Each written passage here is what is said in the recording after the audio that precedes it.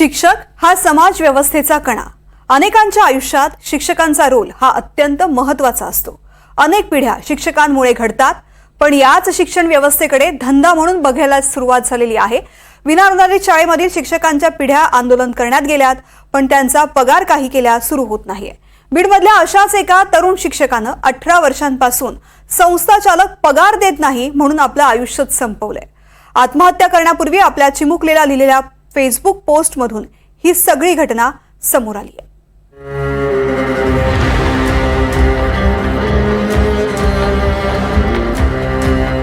धनंजय नागरगोजे बीडच्या केळगाव येथील आश्रमशाळेत तब्बल 18 वर्षे शिक्षक।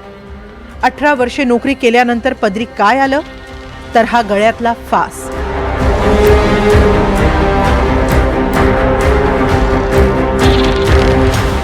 अठरा वर्ष शिक्षक म्हणून नोकरी केली, मात्र पगारातला एकही रुपया मिळाला नाही। दिवसेंदिवस आर्थिक स्थिती खालावू लागली। एकुलत्या एक लेकीला कसं शिकवायचं याचीही चिंता भासू लागली। शाळेच्या प्रशासनाला पगाराबाबत विचारलं तर कोणतंही उत्तर नाही। अखेर धनंजयनं बीडच्या कृष्णा अर्बन कोऑपरेटिव्ह बँकेच्या शाखेजवळच गळफास घेत जीवन संपवलं।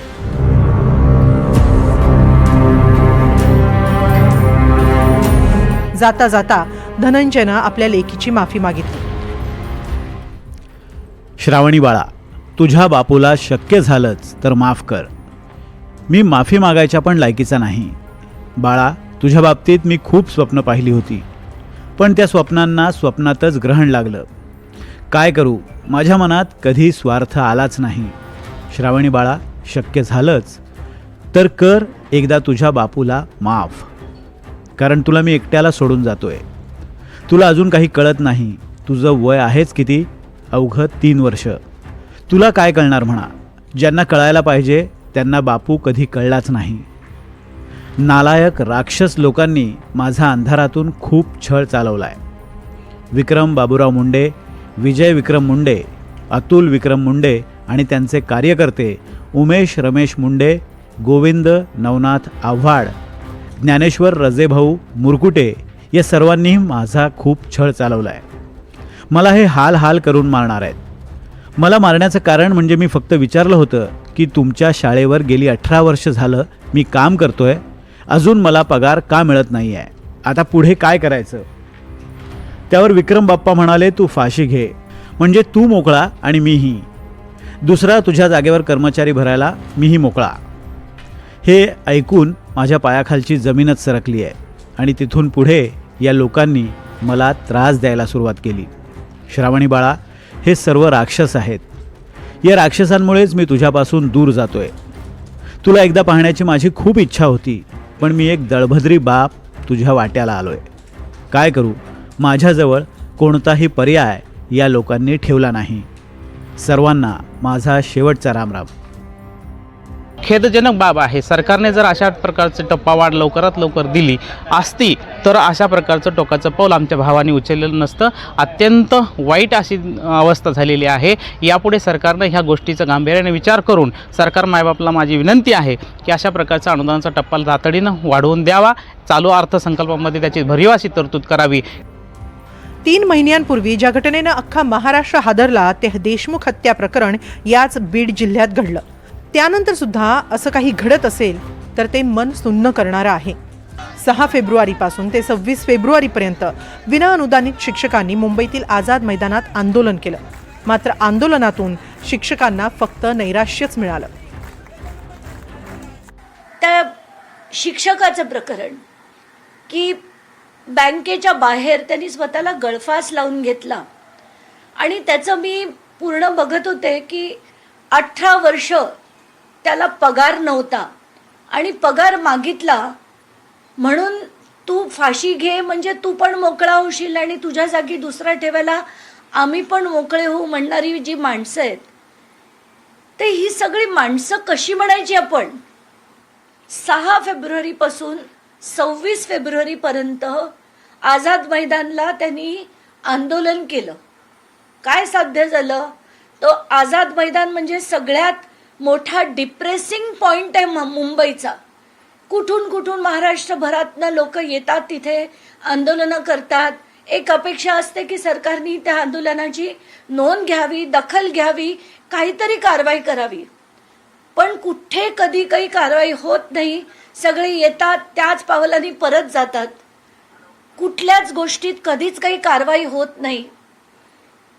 आणि तसंच याच्या बाबतीत झालं. 2023 मध्ये त्यांनी ते आंदोलन केलं आणि 2 वर्ष काही झालं नाही, म्हणून शेवटी त्याला प्राण द्यावे लागले. धनंजय नागरगोजे यांना त्रास देणाऱ्या शिक्षकावर कारवाई करा, विना अनुदानित शाळेतील शिक्षकांचे प्रश्न सोडवा, अशी मागणी आता जोर धरू लागली आहे. 30 वर्षापासून या निवासी आश्रमशाळांचे जे शिक्षक व शिक्षकेतर कर्मचारी आहेत, अतिशय हालाकीच्या परिस्थितीमध्ये नोकऱ्या करताना दिसत आहेत. कसल्याही प्रकारचं मानधन नाही, वेतन नाही, उदरनिर्वाहाचं साधन नाही. पूर्ण वेळ शाळेवर जायचा आणि नंतर घर खर्च कसा भागवायचा असा एक प्रश्न या सर्वच कर्मचाऱ्यांच्या कुटुंबावरती आहे. सामाजिक न्याय विभागाच्या वतीनं या शाळा येतात, मात्र कुठल्याही सामाजिक न्याय मंत्र्यानं याबाबतचा निर्णय अद्याप घेतलेला नाही. राज्यात जवळपास 4500 विना अनुदानित शाळा आणि 322 विना अनुदानित आश्रमशाळा आहेत. काही वर्षांपूर्वी राज्य सरकारनं कायम विना अनुदानित शाळांना टप्प्याटप्प्याने अनुदान देण्याची घोषणा केली. त्यानुसार शालेय शिक्षण विभागाच्या अटी शर्तींचं पालन करणाऱ्या शाळांना टप्प्याटप्प्याने 20%, 40%, 60%, 80% आणि 100% अनुदान देण्याचा निर्णय राज्य सरकारनं घेतला. 10 ऑक्टोबर 2024 रोजी शाळांच्या टप्पावाढीचा आदेशही काढला. गेल्या वर्षी 165 आश्रमशाळा 20% अनुदानासाठी पात्र ठरूनही या शाळांच्या अनुदानासाठी सरकारने आर्थिक तरतूद न केल्यानं शाळा अजूनही अनुदानाच्या प्रतीक्षेतच आहेत. राज्यातल्या विना अनुदानित शाळांमध्ये काम करणारे जवळपास 30,000 शिक्षक हे विना मोबदला काम करतात. विना अनुदानित शाळांमधील शिक्षकांना नियमित पगार मिळत नाही. अनेक शाळांमधील शिक्षक तर रुजू झाल्यापासून बिनपगारीच आहेत. कधीतरी शाळेला सरकारी अनुदान मिळेल आणि आपल्याला पगार सुरू होईल या आशेवर हे शिक्षक दिवस काढतात. शाळेकडून पगार मिळत नसल्यानं उदरनिर्वाहासाठी बहुतांश शिक्षक हे दुसरीकडे अर्धवेळ नोकरी करतात.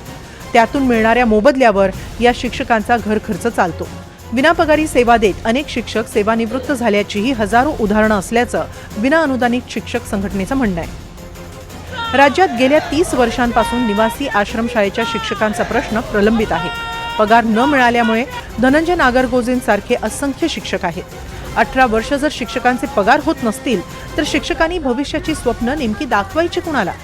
शिक्षणातून ज्या तरुणांची भावी पिढी घडवण्याचं काम शिक्षकांकडे असतं, त्याच शिक्षकांच्या मुलांचं आयुष्य मात्र हे असं अंधकारमय असतं. स्वानंद पाटील, NDTV मराठी, बीड.